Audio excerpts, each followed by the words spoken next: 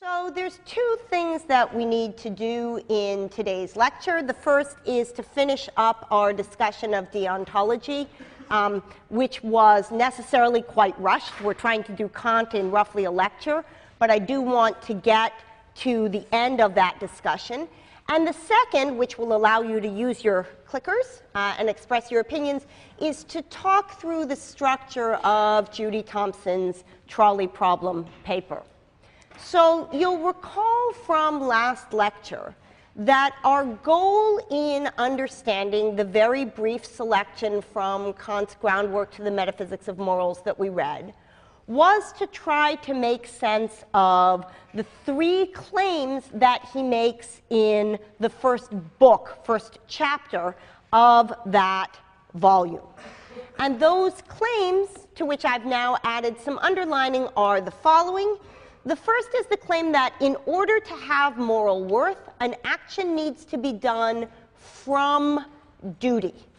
And the distinction that Kant is making there is the distinction between doing something in keeping with duty, that is, something that conforms to what morality demands of you, and doing something not merely in keeping with, but also from duty. And Kant's picture is that the moral worth of an action is determined not merely by it being in keeping with duty. That's a necessary but not a sufficient condition. What determines the moral worth of an action is that it be done in keeping with duty for the sake of being in keeping with duty. That is, it be done from duty. The second thing that Kant says, the second proposition which he seeks to defend in the Groundwork, is the claim that an action done from duty, that's the thing we were talking about in the first claim, an action done from duty has its moral worth not in the purpose that is to be attained by it, not in what the Greeks would call its telos, its goal, its aim, but rather in the maxim according to which the action is determined. That is, what determines the morality of the action on the Kantian picture is the description under which the action is performed. Now, a number of you came to office hours yesterday, and we had a rather lively discussion of how it is that one goes about determining what things count as maxims. And I encourage those of you who are interested in that question to take an ethics course where you can work through Kant's writings on this question in more detail. For the purpose of our class, all we need to hold on to is the simple idea that what Kant is interested in here are acts under a description, and that that description is going to have to satisfy a certain sort of test, as we'll find out in a moment. So that's Kant's second claim. Kant's third claim is that duty, which is the central notion to deontology, deon, duty, is at the core of deontology. Duty is the necessity of an action done out of respect for the law. And the idea here is that not only do you need to act with the goal of conforming to the law in mind, not only do you need to do so in a way that you articulate your action as falling under that norm, but you do so because you take the moral law to be morally binding upon you because you recognize that it is what rationality demands of you. The moral law turns out to be the law of governing your behavior that you set for yourself as a rational being. It is the only aspect of your behavior on the Kantian picture that isn't determined by the contingent forces of the world around you. It's determined by your recognition of your role as somebody capable of binding themselves to a law that they themselves set. So, as I said, the reason we were interested in these three principles was to get to Kant's famous formulation of the categorical imperative. And we closed lecture last time by meeting one member of the categorical imperative family. In response to Kant's question, what sort of law can it be, the thought of which must determine the will without reference to any expected effect, so that the will can be called absolutely good without qualification? Kant sets himself, as I said, this cliffhanger of a question, and answers it with the first member of the categorical imperative family. It's the will's universal conformity of its actions to law as such. Only thereby, says Kant, can one act autonomously and not heteronomously. What does it mean to act autonomously as opposed to heteronomously? Well, let's look at the words autonomous, heteronomous. You'll notice that they both have here the word nomos, that is law, and they distinguish the law to which you're subjected by saying that in one case it's an autonomos, and in the other case it's a heteronomos. Autonomos. What could that be? Let's think of other words where we have this prefix auto. How about automobile? What's an automobile? An automobile or an automobile is something that is self-propelled. It is propelled by its own strength. To act autonomously on Kant's picture is to act on the basis of a law that you yourself have imposed. You are autonomos, subject to a law that comes from within. By contrast, what is it to be heteronomos? Well, what is it to be heterosexual? What it is to be heterosexual is to be attracted sexually to individuals that have a different gender than you do. So what is it to be heteronomos? It's to have law given unto you that comes from outside of you, that comes from something different from you. So Kant's picture is that autonomy, self-law-giving, is possible only when the law to which you conform your behavior comes not from the contingencies of the world, but comes from within. In this way, Kant is concerned with the same sorts of questions that Epictetus and Boethius are. Both of them are profoundly concerned with how it is that human freedom is possible. And Kant's picture is that human freedom becomes possible when you govern your actions on the basis of what you yourself decide to be norms that you want to conform to. In particular, when you conform your actions to the categorical imperative, which says in the formulation that we see at the beginning of this section that you should never act in such a way that you cannot also will that your maxim, there's your maxim again, should become a universal law. When you act in such a way that you don't take the contingencies of your situation into consideration, but rather that you think of yourself as one among any number of beings who in your situation would do exactly what you do, only then do you become free of the contingencies of circumstance. So the picture is that in some ways, by stepping beyond the bounds of the contingent features of your experience, by stepping beyond the bounds of yourself, you thereby gain freedom from the contingencies of the world around you. And Kant suggests that if you take this on as a picture, you will come to see that it conforms with the rules of rationality. So he says Suppose you're confronted with a very particular case of an act that you want to perform under a particular maxim.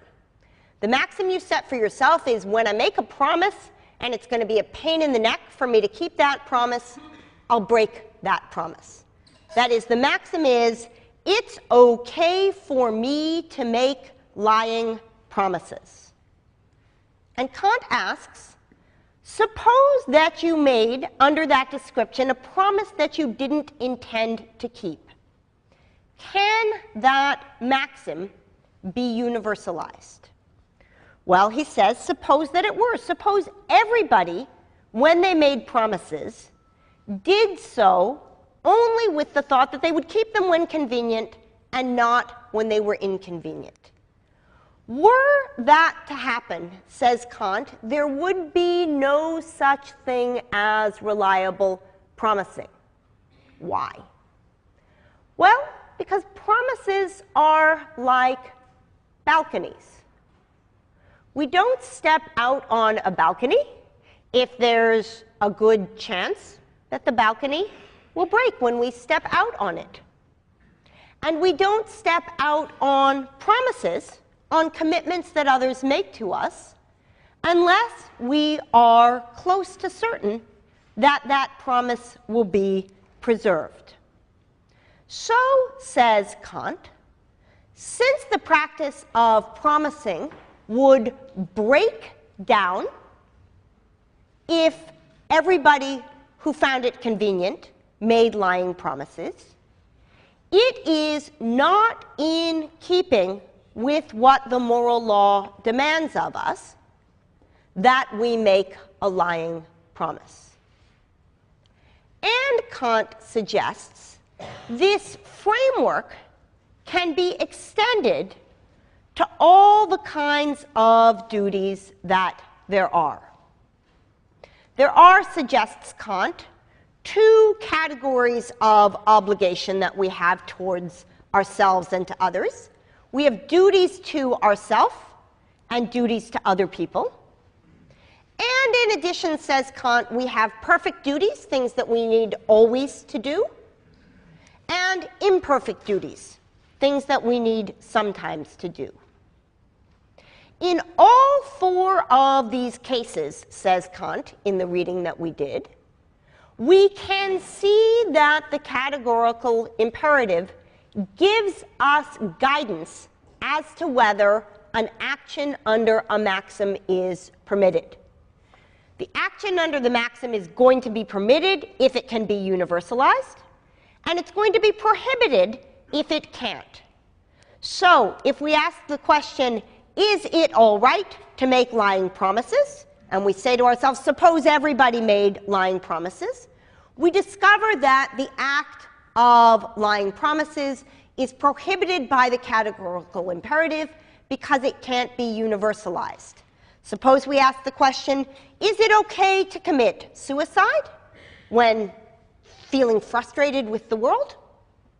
And Kant says, suppose everybody did that.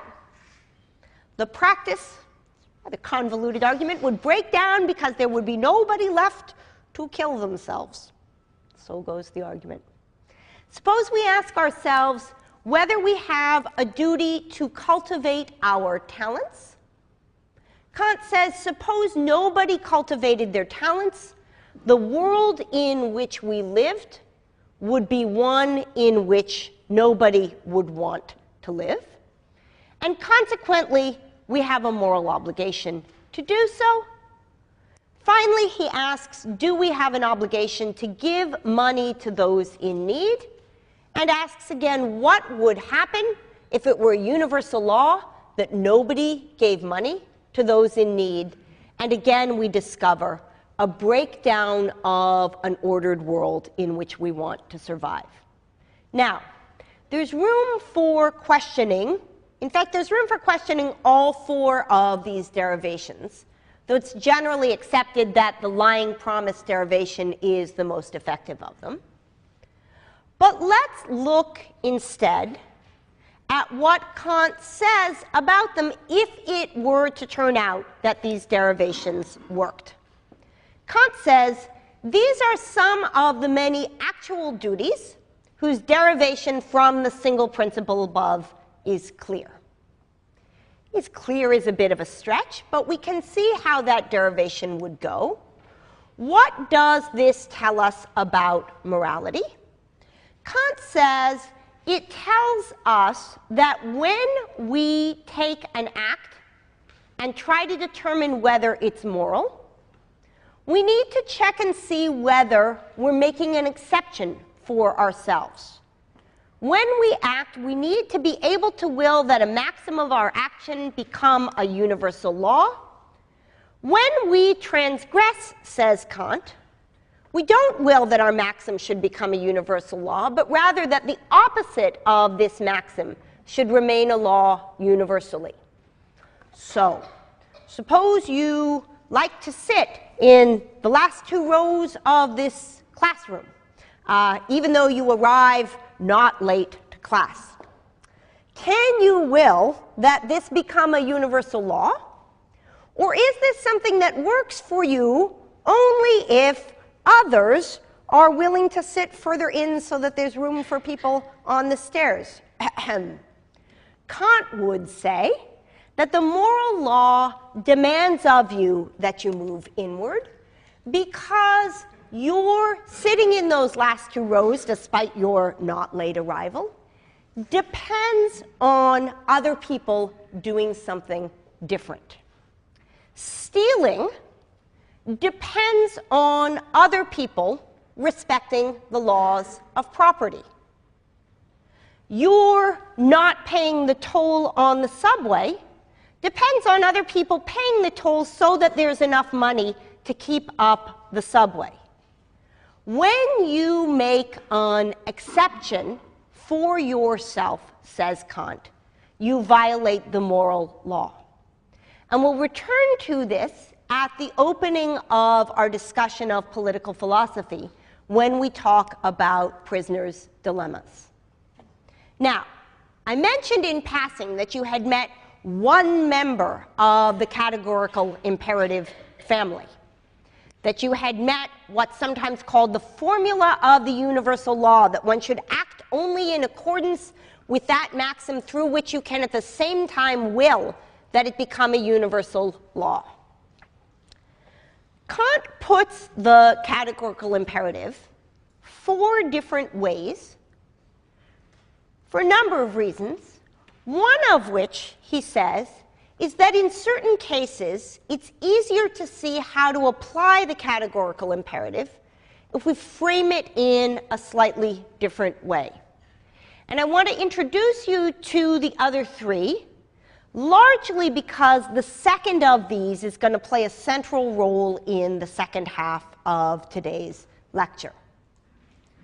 So Kant claims that it is equivalent to saying that you should act only in such a way that you can will your maxim to be universal, to say that you should act so as to treat humanity, whether in your own person or that of any other, in every case as an end and never merely as a means only. Do not use yourself as a means to an end, and do not use others in your interactions with them merely as means. Treat humanity and all others as ends in themselves. Equivalent to that, says Kant, is the formula of autonomy, which we've already talked about briefly. Act so that through your maxims you could be a legislator of universal laws. Act in such a way that you are a self-lawgiver with respect to rules that reason endorses. And finally, a rather complicated notion, sometimes called the kingdom of ends formulation. Act in accordance with the maxims of a member giving universal laws for a possible kingdom of ends, a harmonious society in which everybody exists according to the laws that you give. As I said, we have only about an hour's worth of Kant, so we won't focus on the third and the fourth. But I do want to call your attention to the formula of humanity, because, as I said, it's going to play a central role in Judy Thompson's ultimate diagnosis of what may be going on in our intuitions about trolley cases. So let me close the discussion of Kant by trying to connect it back to the mini unit of which it is a part. You'll recall that we began this section of the course on the 17th, that is last Thursday, with thinking about consequentialism as a moral theory.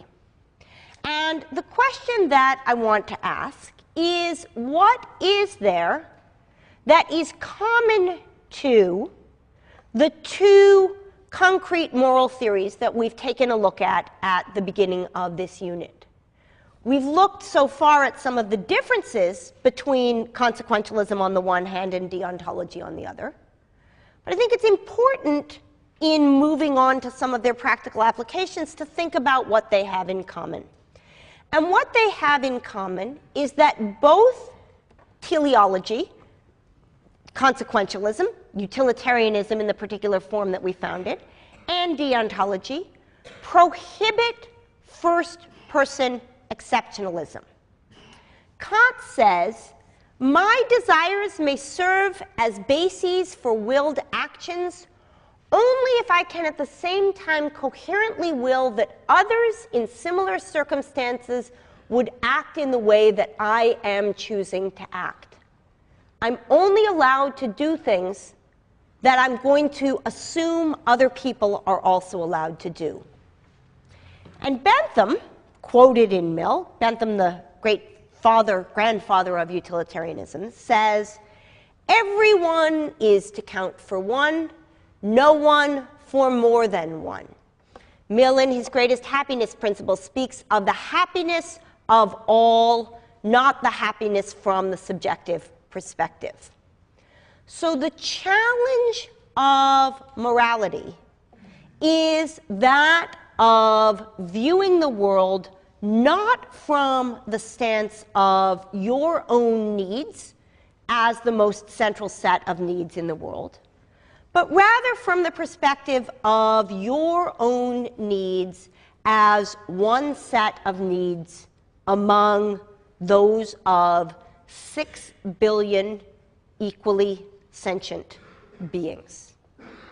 Now, the problem for morality is that the tendency towards first-person exceptionalism, the tendency to take one's own needs as more important than the needs of anybody else, is perhaps the most widespread and pervasive psychological bias. And when we get to the unit on political philosophy after March break, we'll talk about ways in which social structures are put into place to help deal with this sort of tension. Even in the passages from Mill that we read for last Thursday, Mill talks about what sorts of attitudes it's important to cultivate in individuals so that they begin to view the world from a moral perspective. In the selections that we read from Book 10 of Aristotle's Nicomachean Ethics, Aristotle asked, in what way should society be structured to make it easy for people to act morally? And in some ways, the question with which we're going to close the course, how does rational versus non-rational persuasion work? What are the roles of literary as opposed to argumentative representations of the good life? Is a version of this dilemma operationalized. How is it, given an inevitable human tendency to take one's needs as more important than others, how is it possible to structure society in such a way that the needs of all are met? So that's what I want to say by way of the Kant. And in the remainder of lecture, I want to ask you to take out your clickers and enjoy the ride. So, as you know, the paper which we read for today is a great and intricate paper by the philosopher Judith Jarvis Thomson, written in the mid-1980s in response to an earlier paper by another mid-century woman philosopher, Philippa Foot. And what Philippa Foot and Judy Thomson are interested in these papers is a systematic exploration of a number of cases which seem to evoke in most subjects pretty powerful intuitions about what the right thing to do is, but which seem to adduce intuitions, the explanation for which is hard to systematize. So, as you know well, the first case, which we'll call trolley driver, there's the driver, is this.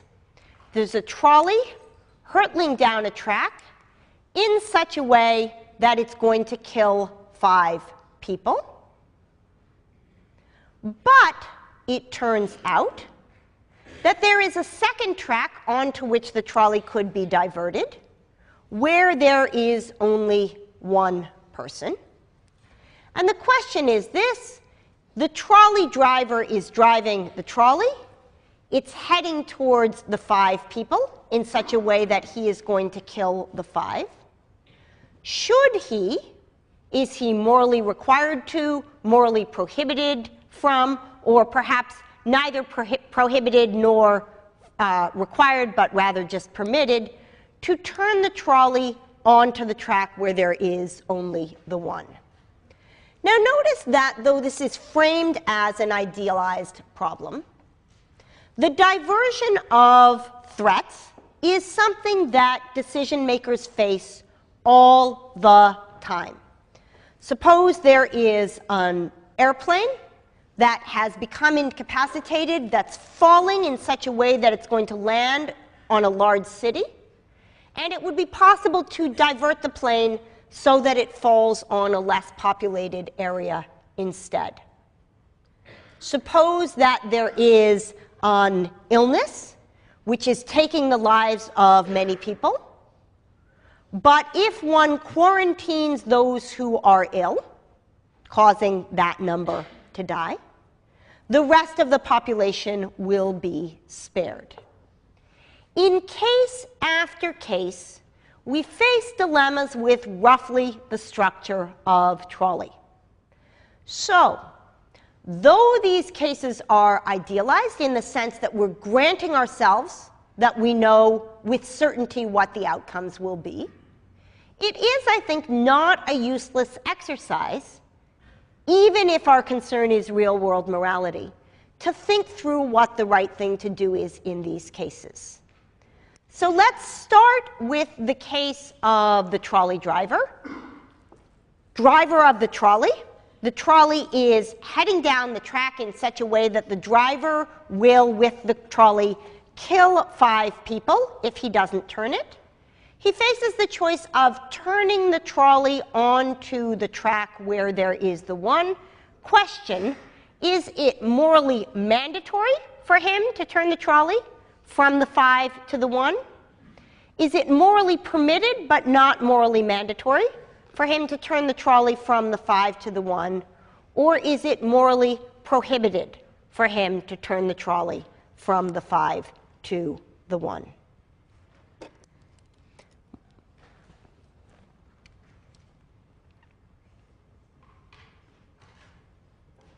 Okay, so let's see how the numbers come out.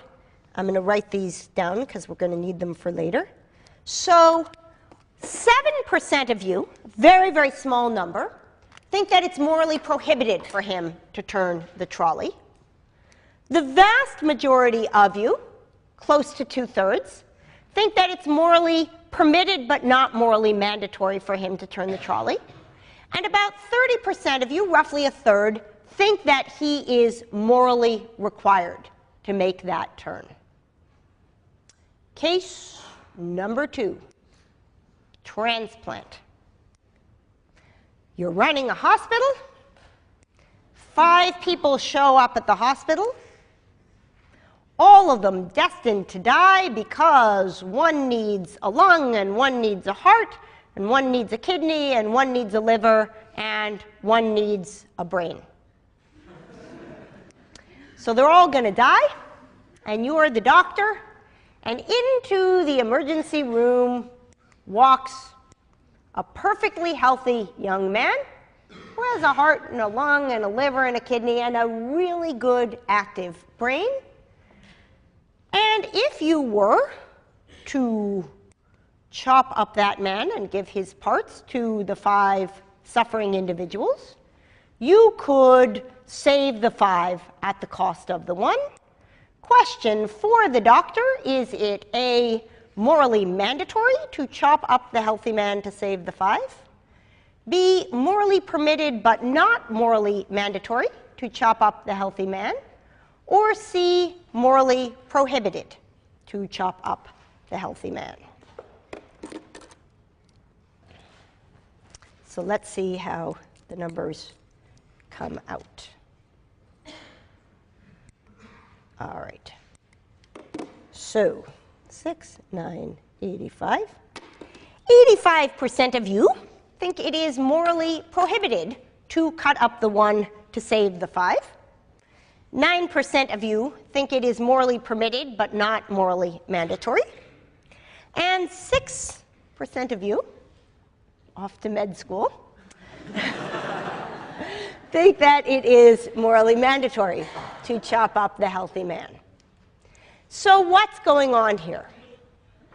So Philippa Foot, who was the person who initially presented this juxtaposition, has a hypothesis. And her hypothesis is this: that in the trolley driver case, the choice that the driver faces is between killing 1 and killing 5. Whereas in the transplant case, the choice that the doctor faces is between killing 1 and letting 5 die. And if we were to graph these on what I'll call the bad-o-meter, which tells us how bad things are, we would discover that letting 5 die is bad, but killing 1 is worse, and killing 5 is even worse. And so this seems to give us the answer that since killing 5 is worse than killing 1, then in the trolley driver case, it's okay for him to turn the trolley. But since killing 1 is worse than letting 5 die, that in the doctor case, it's not okay to chop up the 1 man. Because in the doctor case, you have to kill 1 to save 5, whereas in the trolley case, the driver has to kill 1 in order not to kill 5. And that seems to accord pretty well with your intuitions. 93% of you think it's permitted in the trolley case to turn the trolley, whereas only 14% of you think it's permitted in the doctor case to kill the 1. So it looks like this bad-o-meter is pretty well capturing the intuitions of those of you in this classroom. And in fact, empirical studies that have been done on thousands and thousands of people throughout the world suggest that your intuitions are pretty much in line with the intuitions of most. But there's a problem. Case number 3, trolley bystander. Here's Jim. Poor Jim's really bad luck. First he shows up in this Latin American town. He's supposed to shoot some Indians. Now here he is next to a trolley, which is hurtling down a track, about to kill 5 people. But here there is in the middle of the track a switch that, if Jim turns, will cause the trolley to kill the 1. Question for Jim, the bystander: is it morally mandatory for him to turn the trolley so that instead of the trolley hitting the 5, it hits the 1? Is it morally permitted but not morally mandatory for him to turn the trolley? That's answer 2.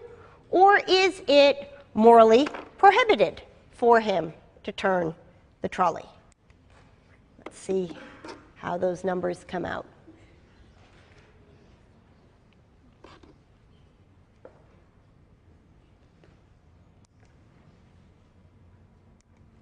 Okay, and here are your numbers, 15, 70, 15. These are very, very similar to the distribution of answers that you gave in the driver case. In the driver case, 63% of you thought it was morally permitted, whereas here 70% of you think it's morally permitted. In the driver case, 30% of you thought it was morally mandatory. Here, slightly fewer of you think it's morally mandatory, 15%. And in the driver case, 7% of you thought it was prohibited. Here, 15% of you think it's morally prohibited. So there's a little change, but not a lot of change. Here's the problem. Remember that in Foote's analysis of the case, we knew that letting 5 die was a little bit bad, that killing 1 was worse, and that killing 5 was worse than that. Trolley driver faced the choice of killing 1 versus killing 5. In transplant, you face the choice of killing 1 versus letting 5 die. But what's going on in the bystander case?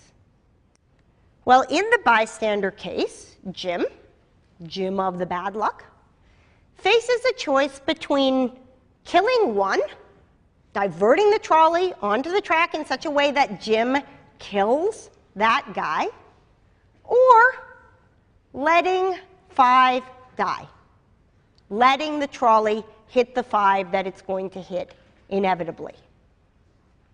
But in contrast to the doctor case, where 85% of you thought it was prohibited to kill the 1 in order to save the 5 who would otherwise die, in this case, 85% of you think it's at least permitted to kill the 1 in order to let the 5 die.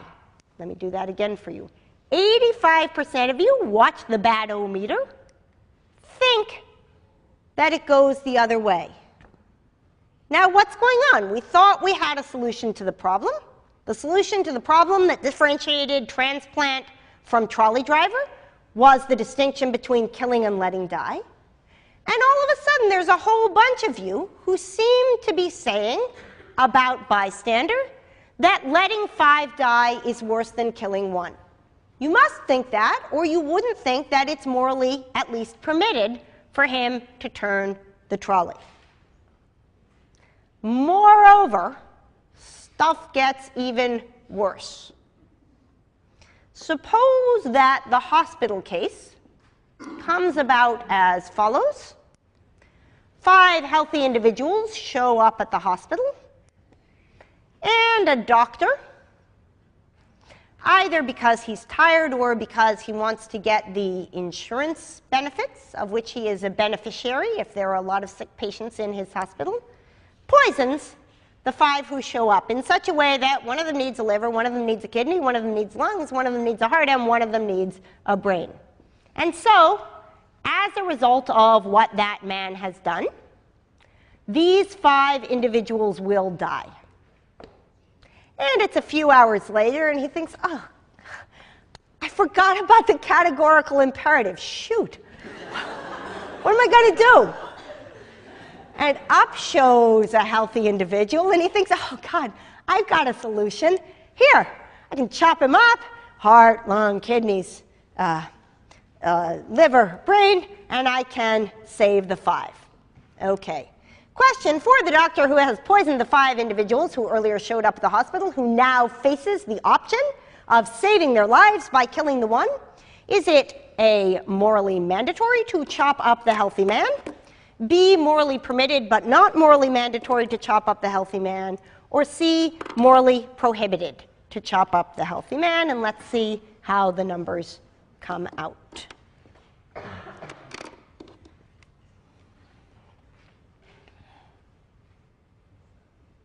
All right. So 82, 11, 7.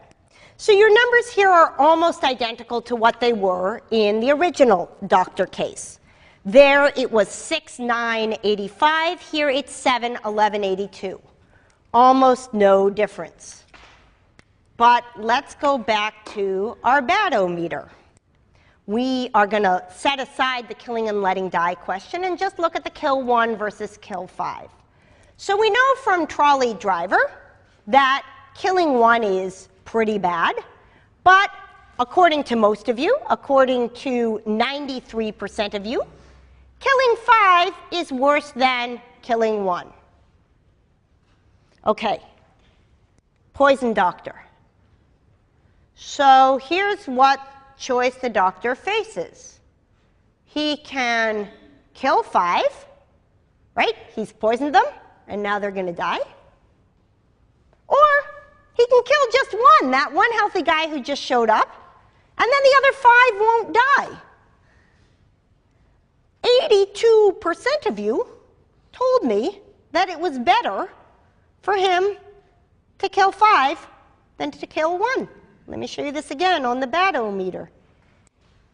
85% of you thought that it was better for him to kill 5 than to kill 1. So we had these two super-duper excellent principles that seemed to explain what was going on in the trolley case.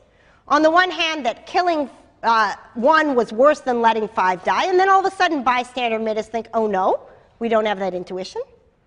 And then we had the intuition that at least killing 1 was better than killing 5. And the poison case made us rethink that as well. Now, there's an obvious issue that may be making the moral difference here. There's a temporal difference between when the killing of the 1 and the killing of the 5 happens. And perhaps, says Thompson, perhaps that's what explains our intuition in the doctor case. Perhaps it is because the killing of the 5 has become a letting die as the result of time, that it's misleading to describe this as a kill 1 versus kill 5 case. But the temporal is not going to help us with the transplant versus bystander case. Those seem pretty clearly to be both cases where one faces a choice between killing 1 and letting 5 die. And whereas it seemed pretty clear to most of you in transplant that killing 1 was worse than letting 5 die, it seems pretty clear that for most of you in bystander, it's the other way around. So the trolley problem is the problem raised by these dancing arrows. How is it that we systematize our intuitions about killing and letting die, given that they appear to come apart in these cases? So Thompson suggests that whereas the transplant case gives us a choice between killing 1 and letting 5 die, as does bystander, there is a potentially relevant difference between them. And that is that in the case of transplant, you are using the 1 as a means. You're using the 1 as a way to achieve the outcome of saving the other 5. Whereas in bystander, when you're diverting the trolley onto the track where that one individual is, you're not using that individual as a means. And oh my goodness, I told you we'd get back to Kant, and we have. What did Kant's formula of humanity say? Kant's formula of humanity said, so act as to treat humanity, whether in your own person or that of any other, in every case as an end and never merely as a means only. So maybe that's our solution. Maybe the problem in bystander is that since you're not treating him as a means, it's okay to kill the 1. Whereas in transplant, since you are treating him as a means, it's not okay to kill the 1, and consequently, you're morally obliged to let the 5 die. Well, says Thompson, that can't be quite right. Suppose that you're Jim, you're standing next to the trolley, trolley's on its usual path to kill the 5, but here, instead of the straight track on which the 1 sits, there's a looped track, and the 1 is in the middle of the track, in such a way that if you divert the trolley, it will hit him, thereby saving the 5. Question, in the case that Thompson calls loop, is it a morally mandatory to turn the trolley. That's 1. B, morally permitted but not morally mandatory. Or C, morally prohibited. So remember, trolley's heading down the track towards the 5. You're Jim. The trolley's going to hit the 5.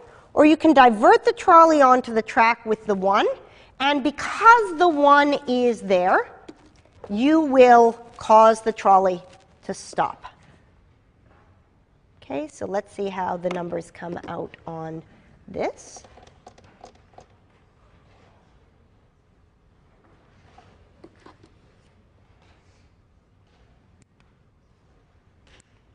Okay, so 68, 18, 14, not a lot of difference. You've answered bystander in loop in almost the same way that you answered all our other trolley cases. Generally, the distribution has been 15, 70, 15. That was bystander. Here it's 14, 68, 18. But notice that in this case, you are using the guy on the loop track as a means. You're using him as a means to your end. You're trying to stop the trolley by using his body. Kant didn't help us enough. Restock. Let's take stock again, says Thompson. Perhaps some of the work is being done by some notion of rights. Perhaps what's going on in the transplant case, the one where you guys are not going to let the doctor chop up the healthy man, is that you would be violating that man's rights, and perhaps it's true that rights trump utilities. That is, that when somebody has a right to bodily integrity, that takes precedence over the needs of the many, the utilities of the 5 that are going to be saved. And we'll close this lecture with the final example, one that's meant to test that hypothesis. And we'll begin next lecture by talking about some of the reasons that people tend to give this response. So suppose now that instead of the looping track, there's a bridge. And suppose that on that bridge is our fairly large gentleman. And you are now faced with the following dilemma. The trolley's heading down the track. It's about to kill the 5. And here's how Jim, the bystander, could stop it. He could push the fat man off the bridge and thereby cause the trolley to be stopped in its tracks by his weight. Question, for the bystander in fat man, is it morally mandatory to push the fat man, morally permitted but not morally mandatory, or morally prohibited to push the fat man? And let's take responses, and I'll leave you with those numbers and a remark about them as our close. So let's see whether we get any shift in the fat man case. My goodness, that looks awfully different. What is going on? So remember, our classic distribution is that we have roughly 70% here and no more than 10% in the prohibited. All of a sudden, 78% of you think it's prohibited. What's going on? Cliffhanger. We'll talk about it on Tuesday.